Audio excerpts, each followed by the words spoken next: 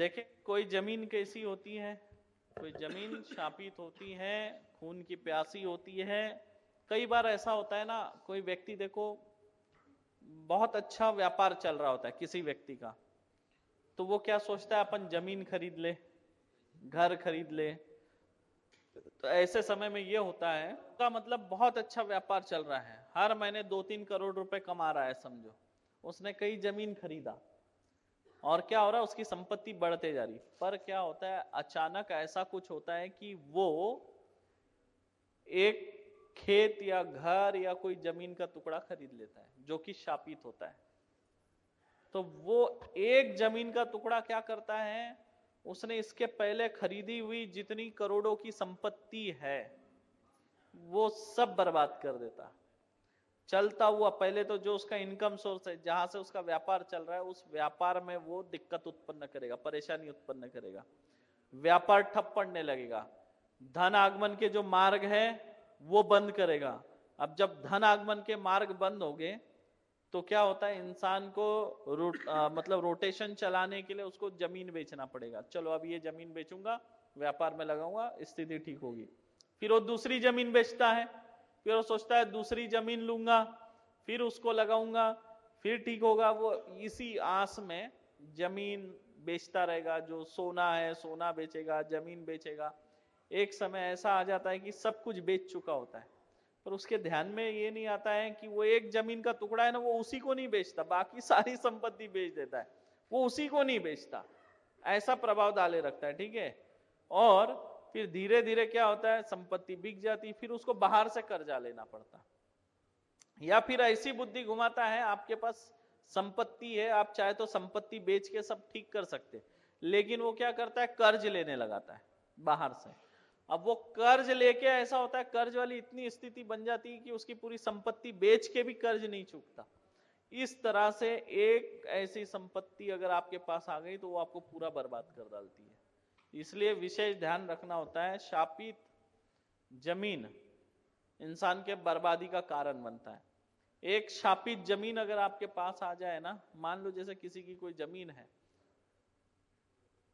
सोच समझ के लेना। जैसे मान लीजिए कोई एक रोगी व्यक्ति आ गया और उसके घर में कई लोग हैं जो बीमार हैं, या उसके पूरे खानदान का इतिहास रहा कि वो बीमारी से मरते हो, असाध्य रोग हो जाते हो, कैंसर जैसी बीमारी हो जाती है, बड़ी बड़ी जो बीमारी है, ऐसी बीमारी उनको घेरती है, लकवा, कैंसर, और फिर वो मृत्यु को प्राप्त हो जाते हैं।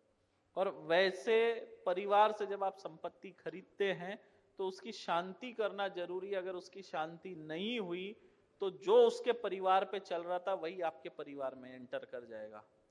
फिर आप लोगों के जीवन में वही सब आने लगेगा, जो रोग उसके परिवार में था वही सब रोग आपके जीवन में प्रभावित करेंगे और आप लोग परेशान होने लगेंगे।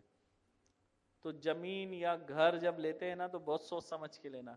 कई लोग होता है कि लोगों के मजबूरी का फायदा उठा लेते हैं, कोई बीमार व्यक्ति है, सस्ते में घर मिल रहा है ले लो, लेकिन सस्ते में नहीं मिल रहा है, आप पनौती ले रहे हैं दूसरे की। और अगर ले भी रहे हैं तो उसका समय रहते इलाज कर लो, उसकी शांति कर लो, शुद्ध कर लो उसको, ताकि उसका प्रभाव आपके जीवन में ना पड़े। कई लोगों को मैंने इसी कारण से बर्बाद होते हुए देखा है, कई लोगों को, कई बड़े बड़े लोगों को मैंने देखा है, करोड़ों के संपत्ति के मालक हैं, उनको भी बर्बाद होते हुए मैंने इसी कारण से देखा है। शापित जमीन ले लेना बर्बादी का कारण बनता है, शापित घर ले लेना बर्बादी का कारण बनता है। सोना जो आप लोग खरीदते हैं ना, देखो सोना भी बर्बादी का कारण बनता है। जो आप गहने खरीद के लाते हैं ना, वो गहना भी आपके बर्बादी का कारण बनता है। बोलो कैसे? मान लो किसी महिला ने पति के इलाज में रोते हुए अपना जो गहना है वो बेचा, उसका मन काय में था, उस गहने में था कि मेरा गहना है, पर उसने कैसे बेचा? रोते हुए दुख में बेचा।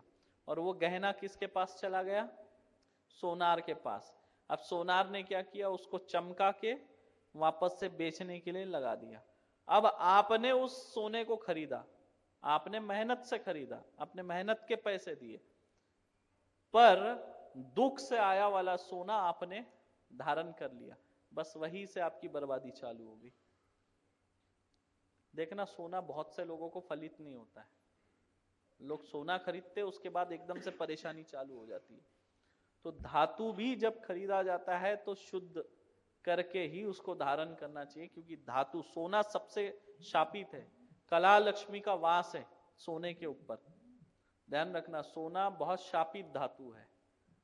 कई लोग जब सोना पहनने लगते, देखिए सोना पहनते हैं तो लोगों की मृत्यु भी हो जाती है, मर्डर भी हो जाता है सोने के चक्कर में, होता कि नहीं होता। सोना शापित धातु के श्रेणी में आता है और उसके ऊपर दोष बहुत होते हैं। अब जैसे मान लीजिए किसी महिला का सोना रहा और वो महिला मान लो गुजर गई, लेकिन उसको अपने गहनों से बहुत प्रेम रहा, है ना, और उस सोने को मान लो उसके बेटे ने, बहू ने या घर के अन्य सदस्यों ने बेच दिया।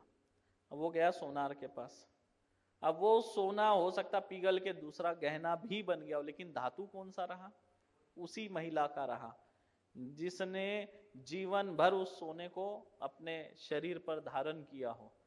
तो उस धातु को जब आप धारण करते हैं तो जीवन प्रभावित होता है। देखना आप जब भी आप सोना खरीदो, और अगर आपको लगे सोना खरीदने के बाद अगर आपको समस्या लगने लगे, तुरंत बेच डालना उसको, दूसरा ले लेना। ये मैं आपको बता रहा, आप अनुभव करना, सोना बहुत शापित धातु है। और अगर सोना खरीदो तो उसकी शांति कर लो। उसको कैसे शांत करना है उसका मंत्र भी लगे तो मैं यूट्यूब पे दे दूंगा, उस पद्धति से उसको शुद्ध कर लो, शांति कर लो और फिर धारण करो। सोना बहुत शापित है। देखो जो आप सोना पहन रहे हैं, इस सोने को कितने लोग पहन चुके हैं पहले। आपको लगता मैंने खरीदा, आपने नहीं खरीदा है। अरे इन गहनों को पहले कितने लोग पहन चुके। जो आप बिस्किट रखे होंगे, कॉइन रखे होंगे घर में, ये पहले कितने लोगों ने गले में धारण किया होगा, वो पिघल के कॉइन बन गया होगा, अब वो आपके घर में है, तिजोरी में है, तो क्या आएगा, दारिद्रता आएगा। ऐसे बहुत सारे लोग हैं जिन्होंने सोना खरीदा और खरीदने के बाद उनके घर में उथल पुथल मच गई, बहुत लोग हैं। देखो इनके साथ भी हुआ, सोना खरीदोगे उथल पुथल मच जाएगी। और देखो बहुत सारे लोगों के साथ एक चीज होती होगी, वो जैसे सोना खरीदता है उसके पास फाइनेंशियल प्रॉब्लम होती है और वो सोना उसका किसी ना किसी कारण गिरवी रखना पड़ेगा या बेचना पड़ेगा।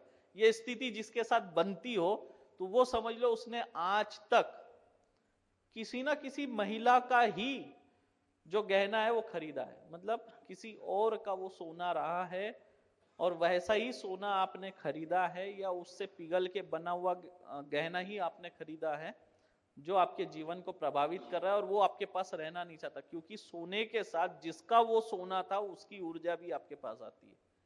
क्योंकि देखिए जिस महिला का सोने से बहुत ज्यादा लगाव होता है ना, गोल्ड पे बहुत ज्यादा लगाव होता है, ऐसी महिला की मृत्यु के बाद भी मोक्ष नहीं, वो अपने गहने के पीछे रहती है।